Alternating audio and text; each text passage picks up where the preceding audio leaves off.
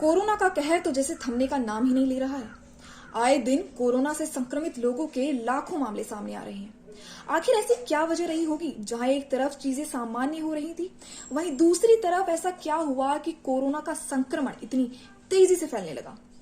क्या कोरोना की इस घातक दूसरी लहर के बाद कोरोना की तीसरी लहर की आशंका जताई जा रही है? कोरोना के बढ़ते मामलों को देखकर तो यही लगता है कि कोरोना की तीसरी लहर का आना तय है। ये दावा हम नहीं कर रहे हैं।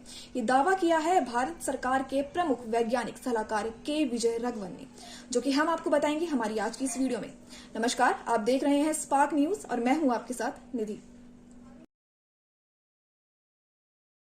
भारत सरकार के प्रमुख वैज्ञानिक सलाहकार के विजय राघवन ने बताया है कि जिस तरह से देश में हर तरफ संक्रमण फैला हुआ है, इसे देखते हुए कोरोना की तीसरी लहर आना तय है।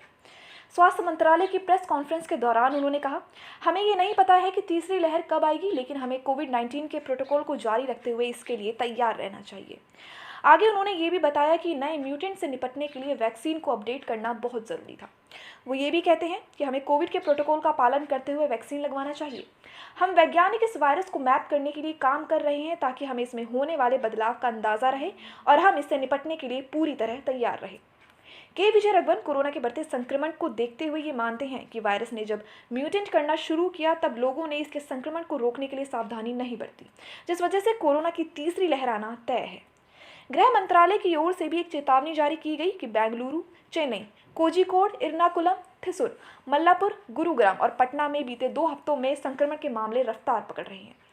भारत में इस समय घातक बन चुकी कोरोना की दूसरी लहर को लेकर भी के विजय राघवन कहते हैं कि लोगों ने हालात को बहुत हल्के में लिया। जो सावधानी बरतनी चाहिए थी वो नहीं बरती, जिसके कारण वायरस को फैलने का मौका मिल गया। उन्होंने कहा कि कई बार साधारण इम्यूनिटी भी वायरस के संक्रमण को रोकने के लिए काफ़ी नहीं होती।